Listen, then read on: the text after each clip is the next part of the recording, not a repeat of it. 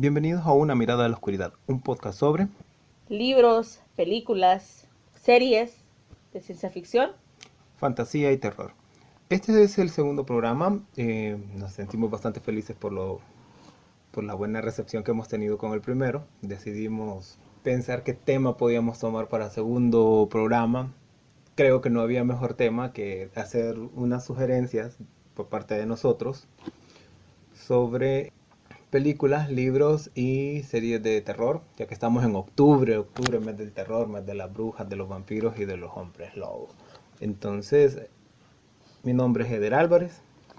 Mi nombre es Adriana Cardona. Bienvenidos. Vamos a recomendar primero 5 libros, posteriormente 5 películas y por último 5 series. Sí, esta idea nos vino porque a nosotros nos gusta Halloween. A Adriana y a mí nos encanta Halloween, es como nuestra celebración favorita del año junto a Navidad. A Navidad nos gusta por la comida, generalmente. Los regalos. Y los regalos, va. Pero Halloween abarca todo lo que nos gusta a nosotros, el terror, los libros, las películas, Las cosas oscuras. los dulces de Halloween. Nos encanta toda la parafernalia de Halloween. Es un poco difícil porque en nuestro país no es muy bien visto esto. Nosotros somos de Honduras y es un país bastante tradicional, por decirlo de alguna manera. Conservador. Cuando muchas de estas visiones sobre la muerte son incluso traídas desde la tradición religiosa, ¿no? Anglosajona, sí, esa hibridación que hubo. Entre lo celta, también lo vikingo, Lo pagano. lo pagano. Que no es que necesariamente tiene que ser malo. O sea, pagano solo es un término. Hay que entenderlo de esta manera. Es como, porque el grave problema que, de un punto de vista muy personal, veo que nosotros a la muerte la miramos no como un proceso natural. Lo miramos como algo ajeno, exterior, pero es un proceso que todo ser humano o todo ser viviente va a tener que llegar en su momento. No hacemos memento mori, entonces que se recuerda que vas a morir y entonces hay que verla de frente porque nos va a llegar y hay que estar preparados. Y para mí ver estas películas de alguna manera me acerca ver la muerte de frente. El mismo maestro quien decía que el terror te permite experimentar la muerte. O sea, cuando ya empiezas a ver el terror de frente, ya no te da tanto miedo, ya no te vuelves un valiente, por decirlo de alguna manera. Entonces, y como vuelvo y repito, nos encanta Halloween, a pesar de que vivimos en un país bastante conservador, bastante religioso, pero yo creo que uno tiene que ir sentando bases. Vamos a nosotros empezar de los 5 libros que escogimos, Adriana y este servidor, que podemos recomendar si quieres leértelos en Halloween. Vamos en el orden en que los pusimos. Empezamos con los libros. ¿Cuál es la primera sugerencia que nosotros quedamos de acuerdo con los libros? Y lo tenemos precisamente el libro acá. Y es el libro del cementerio del tío Neil Gaiman. Del gran Neil Gaiman, el gran escritor del Sandman. Gran escritor. Yo creo que le queda chiquito porque el tipo sabe escribir de una manera espectacular. Es una prosa poética, accesible, donde reúne aspectos fantásticos, mitológicos, hace una hibridación de terror, fantasía, ficción literaria. Es una joyita. Una verdadera joya. Este es el primer libro que yo leí de Neil Gaiman. Yo me quedé enganchado con él. La edición que tiene Adriana es precisamente la que está ilustrada por Chris Riddell, gran ilustrador. Tienes que ver su obra, su trabajo, que generalmente trabaja mucho con Neil Gaiman. Hay otro libro ilustrado por él que es la Bella Durmiente y el Uso.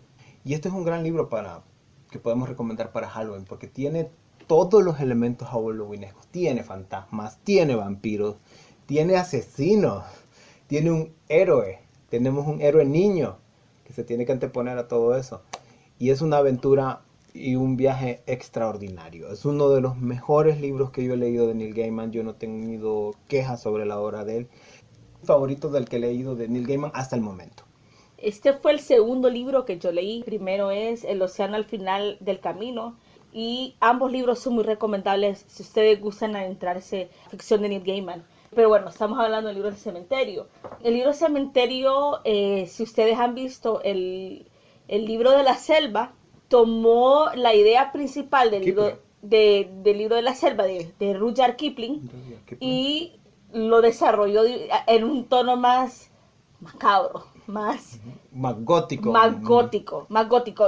Esto está escrito para middle grade, o sea, para niños entre 11 y 13, 14 años, así que sí tiene elementos un poquito fuertes. Un poquito fuertes, pero nada que un niño, que un adolescente no pueda digerir.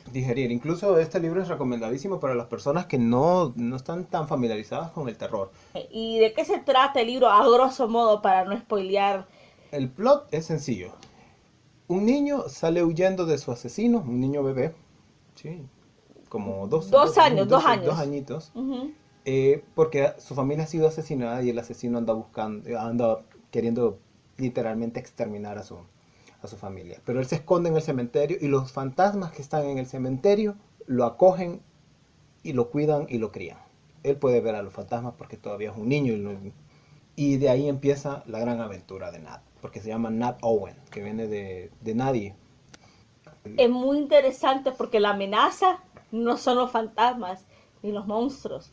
La amenaza está afuera.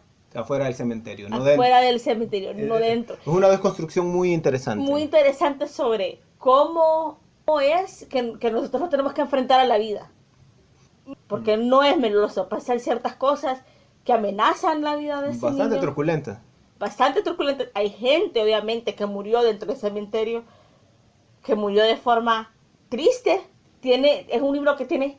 Es un libro completo, es una gran recomendación y creo que es el primer libro que nosotros recomendamos y es genial. Ahora vamos a pasar con el segundo libro que nosotros decidimos que podíamos recomendar para estas fiestas, para estas épocas, es precisamente uno del gran maestro moderno del terror contemporáneo. ¿Y quién más podía ser que de Stephen King, con uno de los libros pequeños de él, pero que si quieres adentrarte a cómo escribe él, esto yo te lo recomiendo precisamente. Se llama El ciclo del hombre lobo. Lo recomendamos también porque como es corto y hay libros de Stephen King que son tochacos y que la gente se puede intimidar con eso, ustedes se adentran a su prosa de una manera simple y directa. Te lo lees en una sentada. Es un libro que bien los constant readers, los lectores constantes, se quejan del libro porque es muy corto. Pero yo creo que, al contrario de las quejas que se tienen sobre él, yo creo que el libro está bien así. ¿Por qué? Porque el libro te permite adentrarte en 12 capítulos que representan los meses del año, una gran aventura sobre hombres lobo. Y tiene todas las características que King puede agregarle a sus personajes dentro de sus novelas, el tipo de villano, el tipo de héroe y esos elementos, como te digo, que hacen rica la prosa de King. King lo mejor que tiene es cómo caracteriza a los personajes, cómo los hace cotidianos, cómo te los comes. Cómo hace que las personas de un pueblo se sientan vividas, reales. O sea, es como que si él va a una cafetería y apunta todo lo que la gente conversa, las características de cómo se mueve todo. Es un libro rápido, es un libro dinámico, es un libro que te lo lees en una sentada. Personaje principal es entrañable. El villano es un villanazo. El personaje principal es un muchacho en silla de ruedas. Él no se siente mal por estar en silla de ruedas, es decir, no tiene ningún problema, acepta su condición, pero no le gusta que las demás personas crean que él no puede hacer las cosas. Entonces es un ímpetu de 13 años que es el héroe. Que está decidido a terminar con la plaga, porque hay una plaga de hombre lobo en el pueblecito que ha asolado todo un año ese hombre lobo a esa pequeña comunidad. Entonces es una historia maravillosa. Me encanta, me fascina. Y yo lo recomiendo encarecidamente. Nuestra tercera recomendación, nos vamos a pasar ahora al lado de las mujeres, porque las mujeres son un elemento muy interesante dentro del terror. ¿Por qué? Porque hay grandes escritoras de terror. Tenemos a Mary Shelley, a Lisa Tuttle, Shirley Jackson. Y de la que vamos a hablar precisamente, Shirley Jackson. que es la madre de, prácticamente, el mismo Stephen King lo dice, la madre de Stephen King. ¿Y con qué libro vamos a recomendar? Este que tengo yo acá, que se llama La Lotería y otros cuentos. Este es un gran libro de cuentos, el de Shirley Jackson. He empezado a leerlo, tengo que ser muy sincero, lo estoy leyendo en estos momentos. Pero Adriana me dijo que era un gran recopilatorio de cuentos y qué mejor de una mujer, porque generalmente se suele decir que el terror es machista y que no sé qué, que bla, bla, bla, bla, bla, bla. Entonces, para romper ese mito, porque la verdad es un mito, la verdad que hay un montón de escritoras mujeres dentro del género de terror, incluso ganadoras de grandes premios. El libro. Yo creo que la que mejor puede hablar de él es Adriana, porque Adriana lo acaba de leer. Yo he leído ya 3 obras de ella. La primera fue La Lotería. Posteriormente es La Maldición de Hill House. Y por último, Siempre he vivido en el castillo. Puedo decir que, como dicen los gringos, packs a punch. O sea, son cortos, pero sustanciosos, arremetedores, tajantes. Quiero darles un contexto sobre la vida de la artista para darles información general de qué se tratan cada uno de los cuentos de La Lotería. Shirley Jackson venía de un tipo de mundo de gente muy adinerada, donde habían debutantes, donde estaba bien cerrado qué es lo que tenías que hacer. Y la mamá ve en ella una forma de rechazo. La rechaza porque representan lo que ella, esos cambios que ella está viendo alrededor de su país y que no le gustan. No sé, ella es una mujer que quiere escribir, que quiere ir a la universidad, que quiere ser propositiva, ¿verdad? Inteligente. Entonces siempre le recrimina, siempre la maltrata. Posteriormente se casa con un judío. El esposo quería hacer una serie de libros críticos y quería vivir de eso, pero no le va bien. Así que está sujeto a ser un profesor de la universidad. Quien realmente escribe y está ganando dinero es Shirley Jackson. Pero su esposo la maltrata psicológicamente para que ella escriba. Le presenta mujeres a Sonia Ton en frente de ella. Entonces toda esa represión psicológica que existía en esos años y que ella sintió por su mamá, por su esposo, porque también ella era ama de casa, escribía, pero era ama de casa. Y también atender a sus hijos, todo eso los plasma en estas obras. Sí, es un terror bien cotidiano. Yo leí 2 cuentos de ella en La Lotería. Bueno, La Lotería es considerado, según el New Yorker, el relato más espeluznante publicado en ese diario. No pretendo, ni pretendemos spoilearles los cuentos porque son cortos. Sí, no, eso sí no. Pero sí trae este antecedente, es decir, pueblos que están anquilosados. Personas con represiones. Es muy cotidiano. Mujeres que están desesperadas, están al borde de la desesperación y pasa algo que la lleva hacia la locura. Entonces, creo que este es un gran libro para recomendar. Yo lo estoy leyendo, me está encantando. Y no solo porque representa no solo un parteaguas, como dice Adriana, con lo que refiere a la literatura de terror de mujeres. Entonces, de la maestra Shirley Jackson nos pasamos a otra. La siguiente recomendación es también de una escritora, pero es una escritora argentina. Uno de esos grandes tesoros que ha aparecido en los últimos años. Me refiero a Mariana Enríquez con Las cosas que perdimos en el fuego. ¡Qué librazo! Hace poco lo terminé. Librazo. O sea, son, no sé cuántos cuentos son alrededor, como 10 cuentos, no recuerdo muy bien. Alrededor de 20, aproximadamente. Son bastantes, pero son unos cuentos que perdonando la palabra, que te cagas. O sea, qué buena escritora. Porque Mariana Enríquez, yo la conozco por Adriana. Adriana me dijo, tenés que leerlo. Y hasta que lo agarré y lo leí, y hace poco lo terminé, es una maravilla. Porque mezcla todo lo mejor que te puedes imaginar del terror angloparlante mezclado con lo latinoamericano. Con elementos de la ficción latinoamericana, pero con elementos de fantasía. Es decir, Silvino Campo, Julio Cortázar, el Horacio mismo Quiroga. Borges, Horacio Quiroga, Quiroga. que era uruguayo, pero vivió casi toda su vida en Argentina. Sí, se nota la influencia de que tiene de Le Fanu, de Bram Stoker, de Stephen King, de todos los de grandes escritores latinoamericanos como Shirley Jackson, Cortázar, o sea, es las hermanas Bronte. las hermanas Bronte, todo eso, Lovecraft, hay un cuento muy Lovecraftiano ahí. Pero bueno, imagínense eso con la realidad latinoamericana. Con lo social latinoamericano. Que es terrorífico. Sí. Sin los elementos sobrenaturales, fantásticos. Entonces imagínense agregarle a esta situación fóbica. Sí, esta situación social de la drogadicción, la criminalidad, los barrios miseria, perdón. Recordemos que Argentina, nuestros hermanos argentinos lamentablemente han sufrido bastante por infinidad de situaciones, las generaciones perdidas, de los años durante la dictadura militar.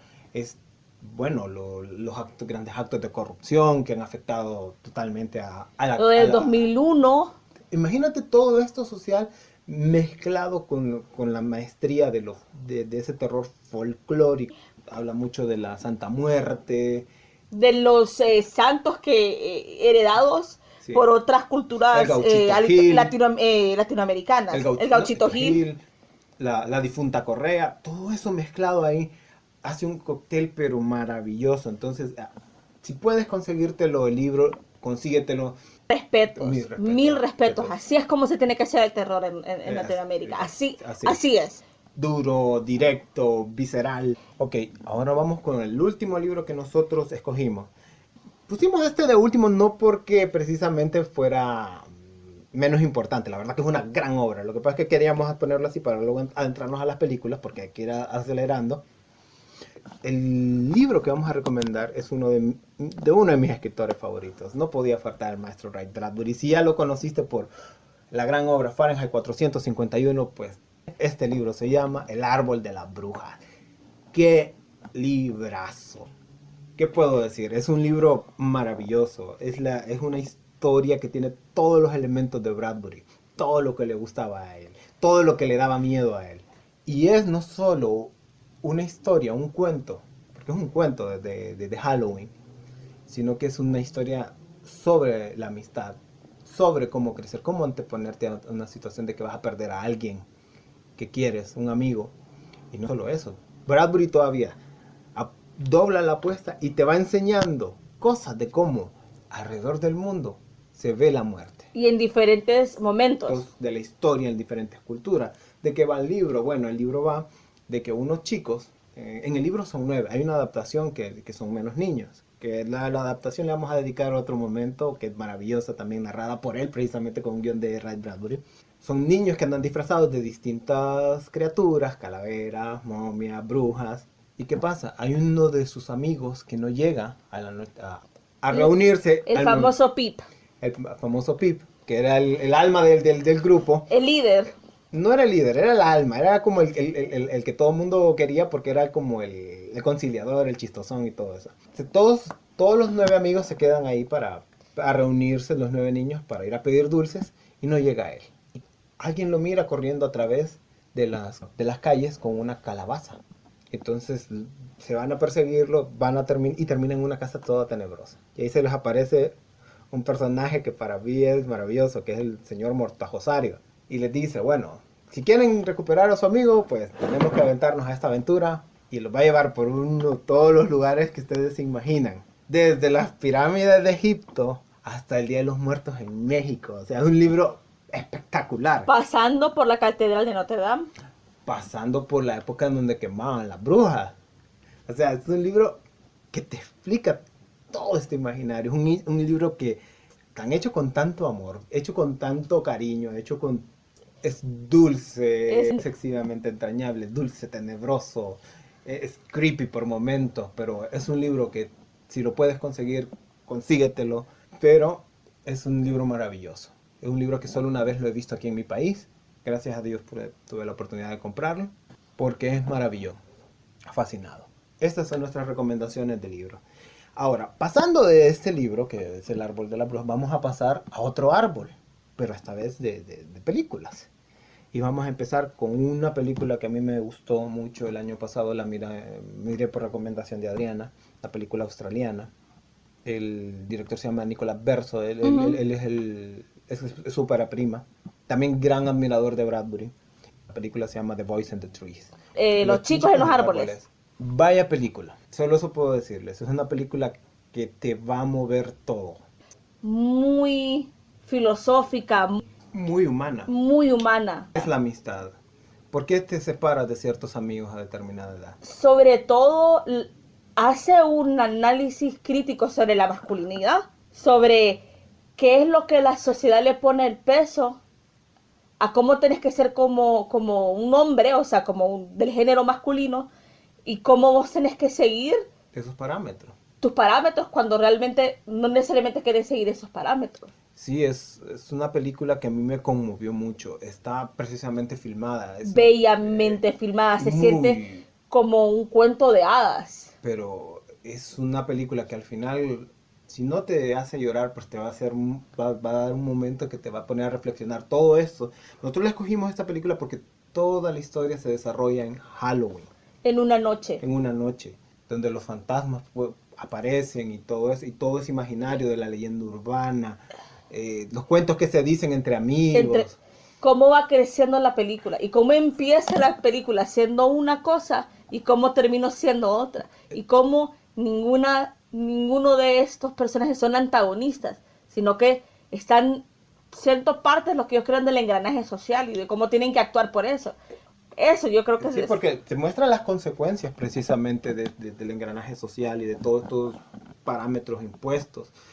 Y cuando terminas de ver la película te queda esa reflexión sobre, ¿vale la pena entonces hacerle caso a la sociedad y dejarse llevar por las presiones sociales y todo eso? Es una gran película, es una película que tiene muy buena aceptación de la crítica, porque hay películas que a nosotros nos han encantado y a la crítica no, pero son cuestiones personales. Pero yo creo que esta película es una película que si tienes que verla, vela en Halloween y te vas a sentir bien conmovido por lo que representa todo. Es muy simbólica. Volvemos a la segunda recomendación de películas. Y es una película que tenemos acá, que hace poco la adquirimos, la adquirió Adriana, mejor dicho. Esta película es Paranorman. ¿Por qué por Paranorman? Porque Paranorman tiene que ver también bastante con los muertos, las brujas y todo eso. Y es una gran película. Para los que no la han visto, ¿qué le podemos decir? Norman es una persona que vive en su pueblecito. Es un chico normal. Imagínate promedio. un chico promedio de 12 años.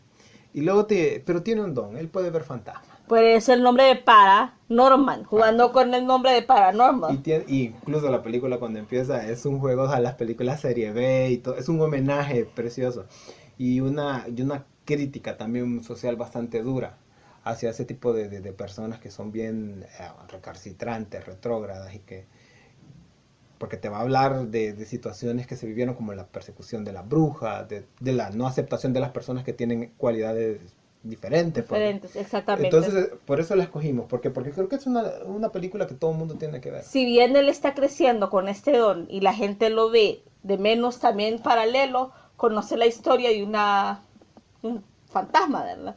Que es triste. El final es espectacular, avasallador y espectacular, es una gran película. Es una película que si bien es cierto, no se dejen llevar porque son pichinguitos, o sea, la Es verdad. para preadolescentes de 13 años en adelante. Porque sí tiene esos momentos bien heavy, bien fuertecitos. Pero es una preciosa película. Definitivamente. Ahora vamos a nuestra tercera recomendación. Y es una película que ya miramos hace ya bastante tiempo. Creo que fue la primera vez que celebramos un Halloween, que fue Trick or Treat. Es una gran película, es una recopilación de varias historias. Hay que recordar, si ustedes no la han visto, se las recomiendo totalmente, porque esta película también está muy relacionada con otra que miré no hace mucho, que fue Tales of the Halloween, historias de Halloween. Y tiene el mismo mecanismo, es antológica, hay varias historias, las historias son muy buenas, muy cortitas y muy sólidas. Es una película que se desarrolla todas las historias en un pueblecito y todas son referentes a Halloween. Todas son gore, todas son Slasher. sangrientas y todas son slasher. Hay unas más cómicas. Hay unas más cómicas, otras más serias, otras más espeluznantes. Es, digamos, una especie de... Tiene un hilo conductual, perdón. Un ser que es el que preserva Halloween. Sí, que es el chico este que... Sam. Sí, que tiene la cabeza así y tiene ahí una escena que a mí me da risa porque asesina a una persona con una paleta. O sea, es una gran película. La verdad que es una gran película que hay que ver. Es del 2007, por cierto. Creo que el director, Michael Dougherty, lo tenemos en Krampus definitivamente. Y va a salir como director de Godzilla, Kingdom of the Monsters. O sea, y el trailer se mira heavy. O sea, No lo he visto. el King of Monsters, la que sale la Eleven de... De verdad. Él la dirigió. Ah, tengo que verla. O sea, hay que verla, muy buena. Muy buena, muy buena. Entonces, es una película súper recomendable, muy del momento. No utiliza muchos efectos especiales prácticos. Es Creepshow mezclada con Hocus Pocus, pero un poquito más sangrienta y un poquito más mala leche que estas dos. Sí. Es más o menos así. Más o menos mala leche, pero es una súper recomendación. Con el tiempo se ha vuelto un clásico de culto, la verdad, la película. Él es guionista también. Él guionó X-Men 2, X-Men United y Superman Returns, si no me equivoco. Ahora bien, pasemos a la siguiente película. Vaya. Aquí viene una clásica. Aquí que Eder es el que hable totalmente. Tiene un clásico del gran maestro que lamentablemente nos dejó hace poco. George A. Romero. ¿Quién no conoce a George A. Romero? El papá de los zombies gringos. De los zombies, de los muertos vivientes. Pero no con esa película, sino con otra que hizo con un muy buen amigo de él, con Stephen King. Se llama Creepshow. ¡Qué buena película! Peliculón. Es para cagarte de la risa. Es tenebrosa, tiene todos los elementos de Halloween que podemos esperar. Yo quiero el cómic de esa película. Sí, definitivamente. Es fenomenal. Una adaptación en cómic hicieron de esa película. Sí, hicieron una adaptación en cómic. Y es fenomenal. O sea, la película es fenomenal. Y tiene grandes actores en esa película. Leslie Nielsen sale ahí. O sea, el de Drácula muerto pero feliz. Otra película recomendada para sí. Halloween. Buenísima. Del maestro Mel Brooks. Entonces, es un recopilatorio de historias bien retorcidas que están basadas en cuentos que escribió Stephen King, cuentos que escribió en sus volúmenes El umbral de la noche y Skeleton Crew. Entonces, bueno, sale el maestro Stephen King como un monstruo. Como un granjero. Que se vuelve algo. Sí, un granjero. Buenísimo. Si no la has visto, míratela. Es una... ¿Cómo te digo? Es una joya de película.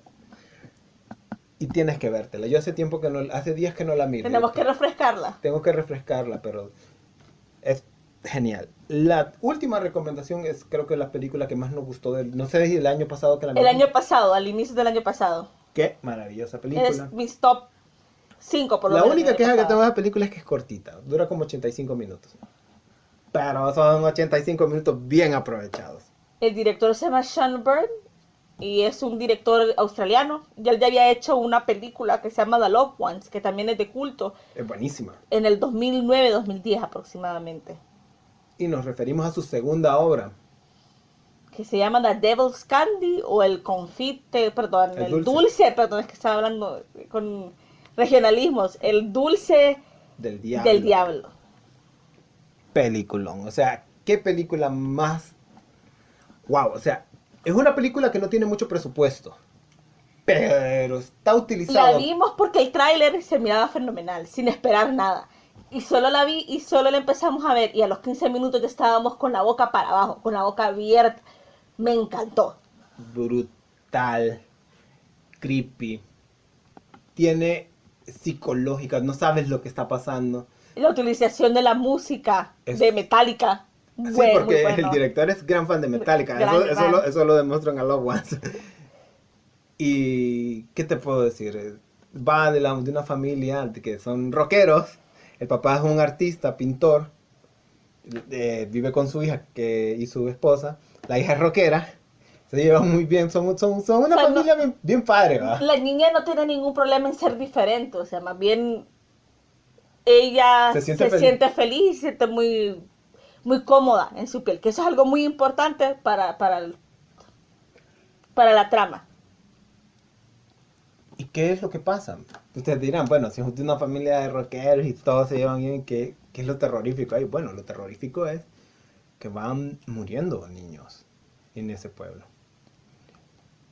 Y aquí no sé si es medio spoiler o no creo que Es sea que yo spoiler. creo que la película no es de lo que se trata, sino que cómo tratan de lo que es. Sí, porque lo Sí que... sí se ha visto antes de lo... la- Exacto, pero lo interesante de la película es precisamente ese elemento, porque tienes a la familia normal, pero es una familia bien, por decirlo, bien campechana, bien ellos, bien alternativas, entre comillas, digo. bien, bien agradable los personajes. Bueno, el actor principal es el que sale salía en aquella serie Freaky Links, ¿te acuerdas? Buen actor él. Salió también en Empire Records, es Ah, uno de los El actores de de Empire Empire Records. Se Records. llama Ethan Embry Ethan Embry, y sale Shiri Appleby. que es la de los alienígenas. Ah, Roswell. de Roswell, sí. Me fascinaba. Si sos noventera, adolescente noventera, te tiene que gustar Entonces esa serie. ellos son los esposos y de la niña que está genial. ¿Y qué es lo que pasa? Se están perdiendo niños, ¿me entiendes? Bueno, la historia trata de una familia que consigue una casa barata. Obviamente, si estamos hablando de una película de terror, es una casa barata porque pasaron cosas ahí. Exactamente. Pero no es no es una película de casas embrujadas, No, no es. sino que más bien tiene elementos así como de posesión, pero no son ellos, sino que hay un villano ahí El, atrás el que... nexo es algo de la casa, pero no necesariamente la casa, sino que Exactamente. ciertas situaciones que se dieron en esa casa, de una persona que vive en esa casa, que tienen, que genera como una conexión psíquica. Sé que estamos olvidando un punto muy importante. No El terminé, no terminé lo que iba a Ethan decir. Avery es el papá, es pintor. Y él Ajá, empieza a pintar rostros de niños. Y no exactamente, sabe por qué. exactamente. Entonces, desde ahí empieza la trama y va a ser una Por trama eso, bien truculenta, por un eso, final de nervios. por eso yo digo, es como una conexión psíquica, no de lo que ha pasado en esa casa, sino de una persona que vivió en esa casa, que hace que estos niños de alguna manera se comuniquen con él, pero no está tan, te lo dejan ligeramente ambiguo. Sí, porque como vuelvo y repito, hay un villano ahí atrás, Muy bueno. muy, muy, Es, muy interesante, muy buen villano. es muy satisfactoria, la película satisface desde el inicio hasta el No, el final. final es de pelos, o sea, el final es, tú dices, ya se los, o sea, Pero es un final de nervios. el villano es magnífico, pero lo bueno es que él, a pesar de ser una película corta, sí desarrolla muy bien al inicio de la película, en los primeros minutos, la relación que tienen ellos. Y hay Exacto. mucha química entre el actor, entre los tres actores, entonces se sienten como una familia. Entonces la película es fenomenal, o sea, es una de las grandes joyas de terror de los últimos años. Vale la pena recomendarla, vale la pena verla. Tiene la mejor muestra de créditos que he visto en Uy, bastante sí. tiempo. Con uno, esto sí se los puedo spoilear, va. Que son unos grabados, creo que son de Gustave Doré, va. Los que pone al final. Gustave Doré y también medievales. De También, medievales con música de Metallica, eso es una maravilla. Solo por ver los créditos. y la utilización de la música de Metallica alrededor de diferentes momentos está muy bien utilizada O también. sea, brutal. Ahora pasamos a las series, porque para no hacer más largo esto, porque no nos queremos explayar, aunque nosotros nos explayamos siempre. Entonces, ahorita vamos a hablar de las series. Ya dijimos los libros, ya dijimos las películas. Ahora bien, si no eres de libros, si no eres de películas, pero si eres de series, porque estamos en la época de las series, te vamos a recomendar 5 series que puedes ver en estas fechas. Y empezamos con la primera, Penny Dreadful. ¡Qué maravilla!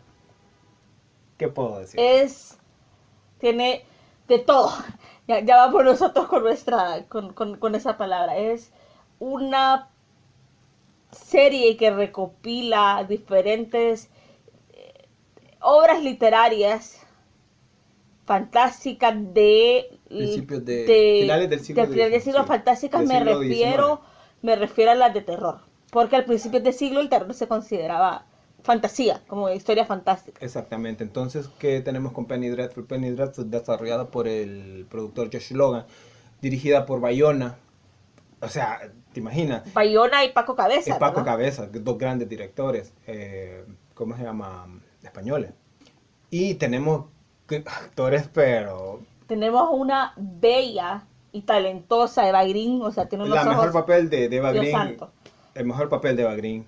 Si ustedes creen que solo es una cara y cuerpo bonito, o sea, vean Penny Dreadful y ustedes van a ver la dimensión que tiene esa mujer. O sea, para quererla más, ¿verdad? Ella es la protagoniza porque las historias giran alrededor de ella, digamos. Te vamos a decir, habían unos actores que ya había conocido de Dreadful, como por ejemplo este chico que sale en 40 días y 40 noches. Josh Hartnett. Josh Hartnett, que se había perdido, pero ahí hace un papelazo que te definitivamente brutal. O sea, es que no hay desperdicio. Son 3 temporadas. Actores de primera de teatro jóvenes haciendo de el Víctor Frankenstein y de la criatura. Eso es fenomenal. Sí, porque mira, la nómina... Fenomenal. No, pero imagínate, estamos olvidando a un 007, a Timothy Dalton, sale un actorazo. O sea, tiene como 70 y tantos años y se mira... Pero, guapísimo. Mira, tipo, o sea, se mira entero. Y un papelazo que se tira. Tenemos obviamente a Rip Carney, que es la criatura, si no me equivoco. A Eva Green. No, Ronnie Kinner es la criatura. Ronnie Kinner es la criatura. Y a Harry Treadway. ¿Te acuerdas? Que está en Mr. Mercedes ahorita. Él, y el hermano de él estuvo en un gato llamado Bob. Sí, para que no lo son confundan. gemelos. Son gemelos, así son que... gemelos idénticos, o sea, no hay pérdida.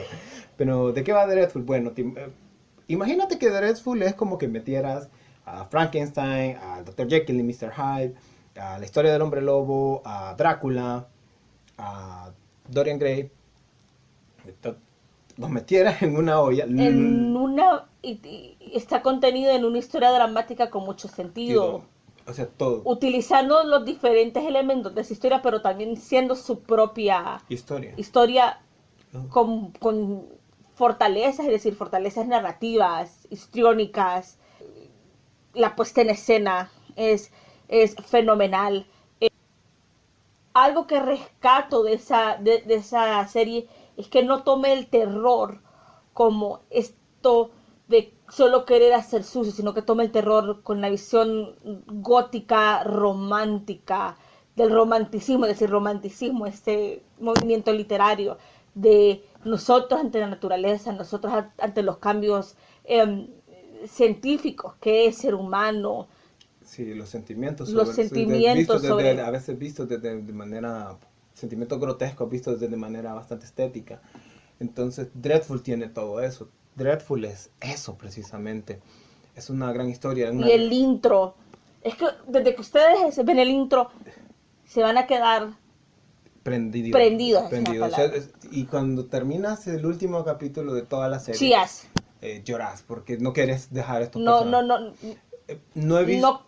Yo quiero que hagan, aunque sea un libro, que hagan serie, que vuelvan a hacer una película o algo. Algo, porque te quedas como con ganas de más. Y ese fue el momento. John Logan, que es el creador prácticamente del imaginario de Dreadful y todo esto. El productor también es Sam Mendes, director que es muy conocido. Él decía que lo dejó Dreadful en el momento en el que te lo tenía que dejar, lo dejó en el momento más alto, en el momento en el que no quería extenderlo tanto y tenía que dejarlo así. Tenía su público, pero no tenía un público tan excesivo como para justificar la nómina. Y porque hoy hay un trabajo muy depurado, estética. Completamente depurado, en todos los sentidos. Bueno, tener directores de primera mano. Directores de primera mano. Primer nivel, perdón. Las escenografías, el vestuario. Uy, el trabajo de costume. O sea, te la miras y es como, qué maravilloso. La primera temporada, los primeros capítulos son... Entonces tienes que verla, tienes que disfrutar. Más que verla, disfrutar Penny Dreadful.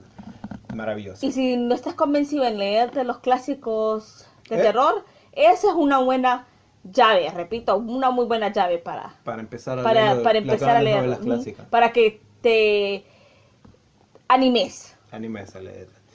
Maravillosa Dreadful, 10 de 10 para mí.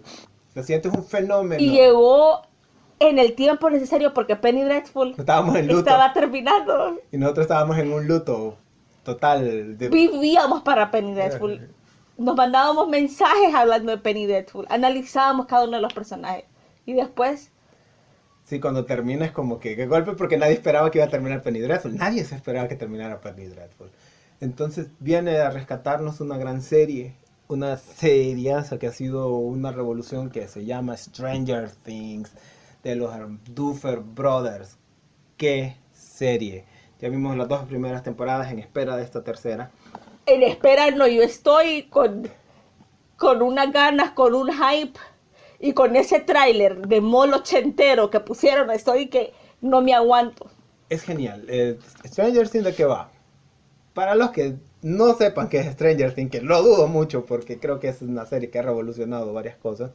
Incluso ya le quitó a la audiencia a series como ya bien establecidas como Walking Dead o Game of Thrones.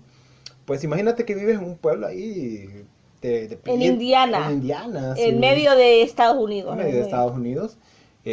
Los 80, la época de los añorados 80. ¿Y qué pasa? Pues hay una instalación del gobierno por ahí haciendo experimentos, y de esos experimentos pues abren una puerta y empiezan a salir criaturas. Digamos que Stranger Things es un meta universo sobre precisamente el maestro King, porque tiene muchas referencias al maestro Stephen King, Steven Spielberg, a Robert Zemeckis. Tiene, o sea, hay referencias cinematográficas a esa época de los 80 enormes. Los cazafantasmas, por ejemplo, Ojos de Fuego, Altered States, Estados Alterados, ET, Calabozos y Dragones. Los niños están geniales, son maravillosos los actores. Ciencia Loca también. Ciencia Loca. Es todo lo mejor de los 80 puesto en un solo. Todo lo mejor, ciencia ficción, terror. Y tener ciencia ficción es como tener todo lo mejor de los 80 encerrado en una sola serie.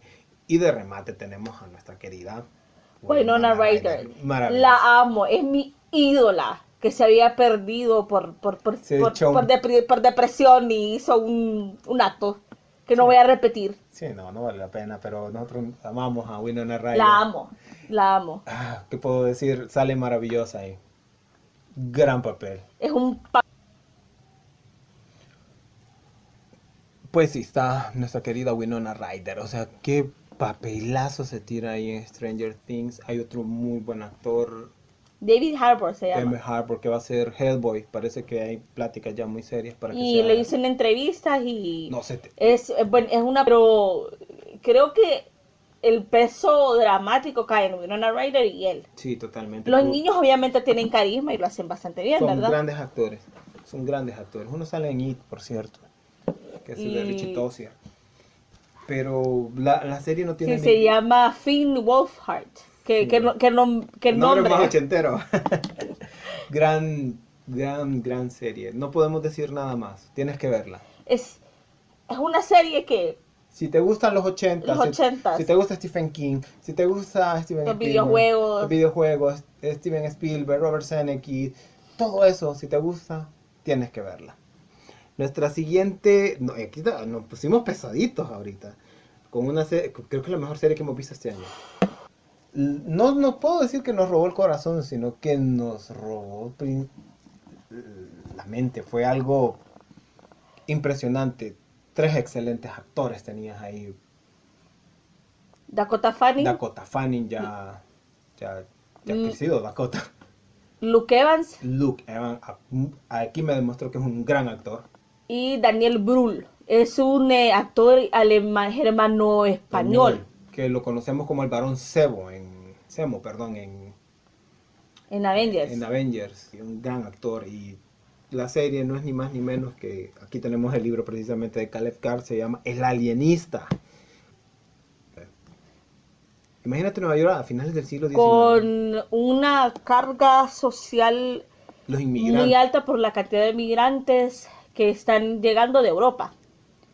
Ya que debido a diferentes situaciones sociales se han tenido que mover hacia los Estados Unidos y llegan por Nueva York. Sí, y llegan por Nueva York y en condiciones totalmente infrahumanas. Y son vistos como ciudadanos de segunda clase. Sí, parias, totalmente. ¿Y de qué va el alienista? Pues bueno, ¿qué era un alienista en primer lugar? Un alienista era lo que sería un protopsicólogo. Viene de alienado, o sea, trataban a las personas que eran consideradas alienadas. Que ese es el personaje precisamente de Daniel Brühl. ¿Y qué es lo que sucede? Pues bueno, mandan a llamar al periodista, que es Luke Evans, y al alienista, que es Daniel Brühl. Porque hay un asesinato de un niño. De un niño en condiciones verdaderamente atroces, mutilado totalmente, un niño que ejercía la prostitución, porque era algo que se solía dar bastante. Y un asesino al acecho que les hace una serie de atrocidades a los cuerpos que encontramos ahí. Y esa va a ser una carrera contra el tiempo, porque nuestros héroes van a tener que tratar de detener a ese asesino contra un montón de situaciones que están en su contra. Enfrentándose a los poderes de ese momento. Porque hay un entretejido de corrupción bastante grande, socioeconómicos. Y es una novela muy interesante porque es una novela histórico thriller policial, porque hay muchos personajes de este libro que sí existieron. Sí, pero vaya. No los principales, pero sí. Como Theodore Roosevelt, H.P. Morgan. H.P. Morgan sale por ahí. Y es bien interesante ver todo esto. Y la serie lo toma bastante bien. Quien dirige la serie es Paco Cabezas, que repite como director de series. Dirige la tercera temporada de Dreadful. Le dejan dirigir El Alienista porque no lo pudo hacer. Sí, otros que hacen terror y que tenemos que hablar de eso son los españoles. Hacen terror muy bueno. Muy bueno. Cari Fukunaga, nuestro querido Cari, y estaba en la producción del Alienista. No pudo dirigir, entonces se le deja a cargo la labor a Paco y lo hace maravillosamente. Creo que en la serie no tiene desperdicio, son 10 capítulos, pero 10 capítulos que te van a mantener tenso hasta el último, así te lo digo, o sea, es algo impresionante que no había visto en hace mucho tiempo. Sabíamos que estaba inspirado en un libro de un gran escritor que es Caleb Card, que había sido un éxito y que se había retrasado la adaptación. Porque y que tuvo una vida trágica y que su papá fue parte de los Beatnik, conoció mucho a los Beatnik. Entonces es bien interesante ver la obra de este señor. Creo que la editorial Biblos es el que tiene el libro. Ediciones B, perdón. Sí, es que me recuerdo el nombre de antes. Y tiene un prólogo de Paco Cabezas. La serie está genial, hay que verla. Así como Penny Dreadful, tiene muy buena puesta en escena, escenografía, vestuario. Hay muchas referencias a otros grandes del cine, por ejemplo, Fritz Lang, exactamente. Vas a ver referencias ahí si te pones muy a Fritz Lang. En los movimientos de las cámaras.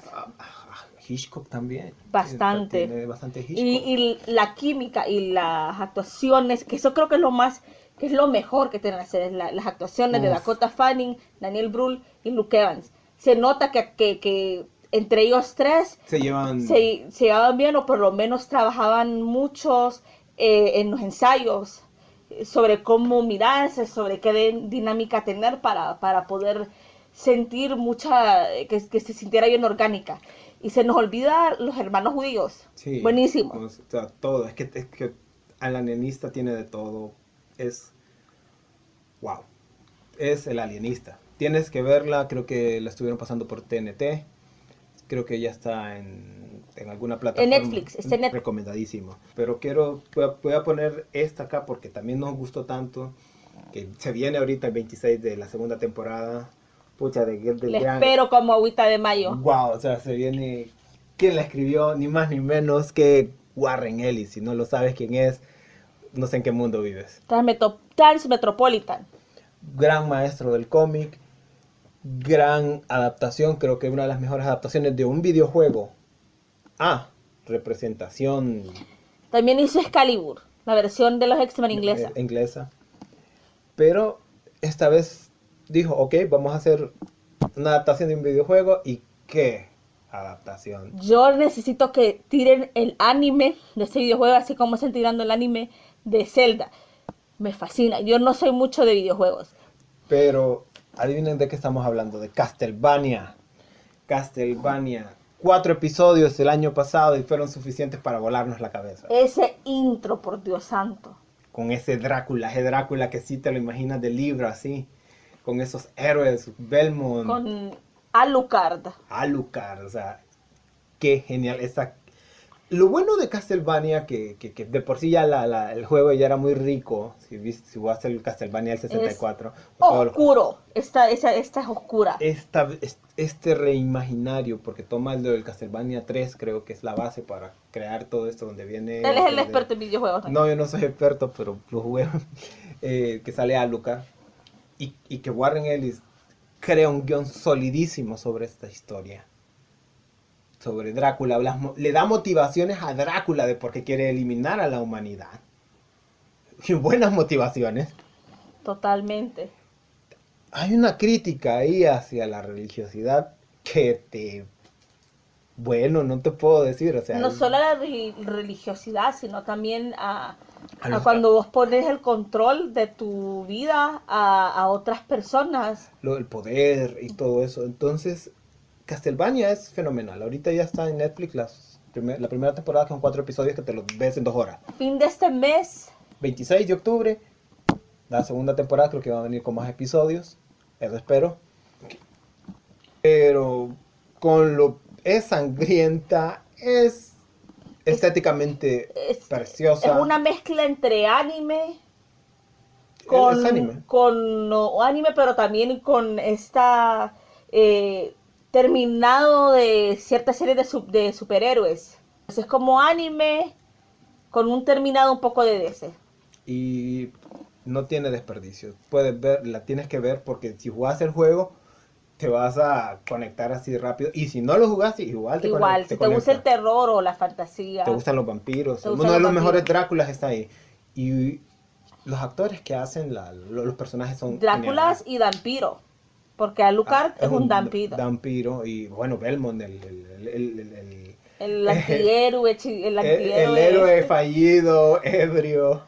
Y hay una chica ahí que bruja. Es que está genial. La verdad que se parece como elfa, bruja, pero parece como elfa. Sí, es de un culto. Tiene un ahí. Diseño así y como está fenomenal y es un gran personaje porque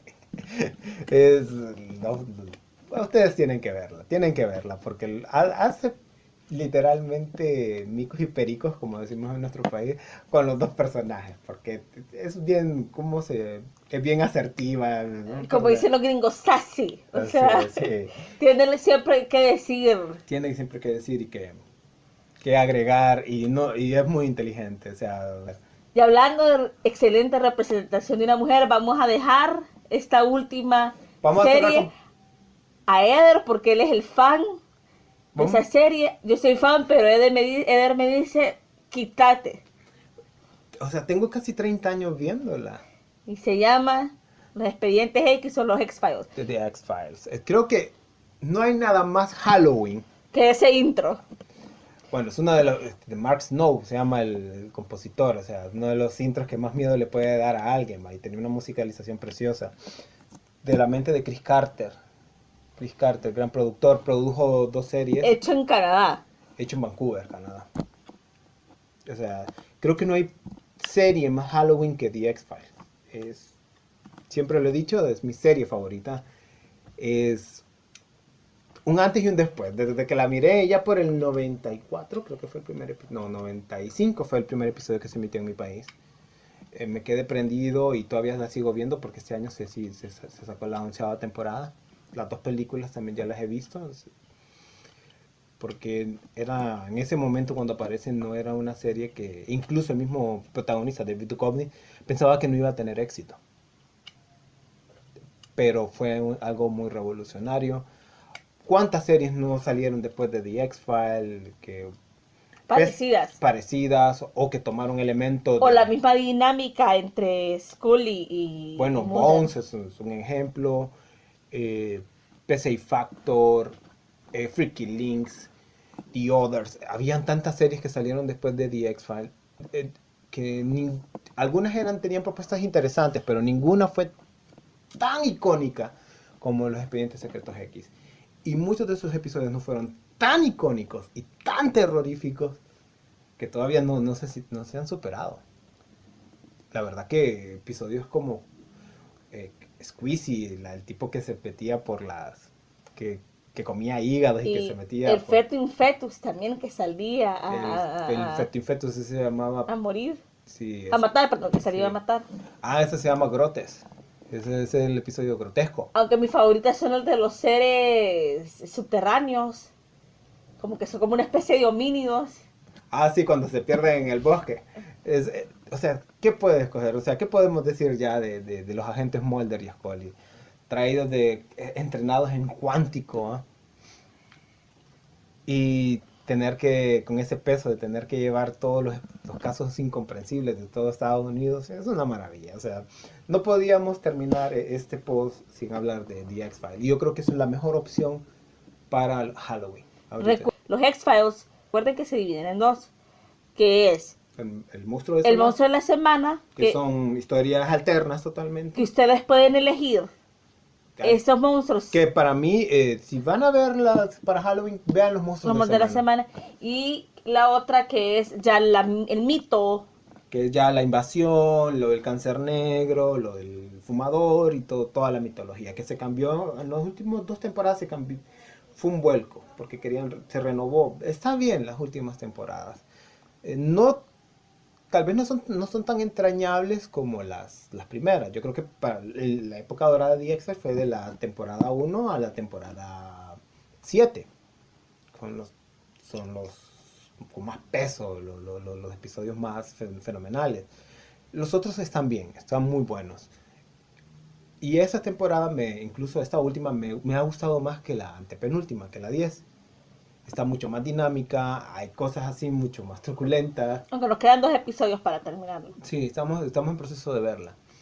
Pero me gusta porque si creciste viendo a Mulder y Scully, hay que retomarla porque a diferencia de otros personajes de otras series, Mulder y Scully sí van cambiando, sí han cambiado, sí han evolucionado, ya están más cansados.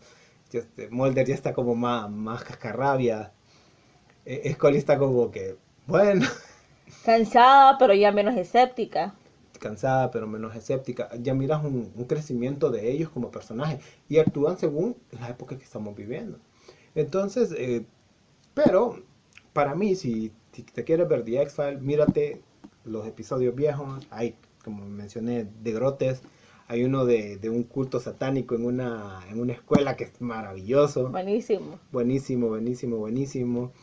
Está también el de Squeezy, Progénesis, hay tantos. Tunguska es un muy buen episodio. Sí, ¿qué más quiero decir? Es una serie fenomenal. Y con esta serie, con este broche de oro, terminamos nuestras recomendaciones para Halloween. Estás a tiempo para empezarlas. Te las puedes ver el mero 31 en tu casa comiendo palomitas, junto al televisor, junto a la computadora. Todos los libros son de menos de 500 páginas. Sí, son libros. Cualquiera son disfrutables, todos son. Y las series, solo los X-Files tienen más de 11 3 temporadas. 11 temporadas, pero solo puedes ver episodios aleatorios y no hay ningún problema. Y las otras series pues tienen pocos episodios. Vaya, en el caso de Penny Dreadful son menos de 20 episodios. 3 No, temporadas. perdón, menos de 30 episodios. Stranger Things son 20 episodios. El Alienista son 10 episodios y Castlevania solo son 4. Han esperado de que vengan la otra. Empiece con Castlevania. Se van a Calentar empezar. motores, y las películas pues no son películas largas. Son No películas de son 2 horas, son películas que te puedes ver las 5 películas en Halloween. disfrutables para cualquier Sí, persona. y obviamente si te... Y entonces, mi nombre es Cedra Álvarez. Gracias por su tiempo Adriana Cardona, y nos miramos en otro post. adiós.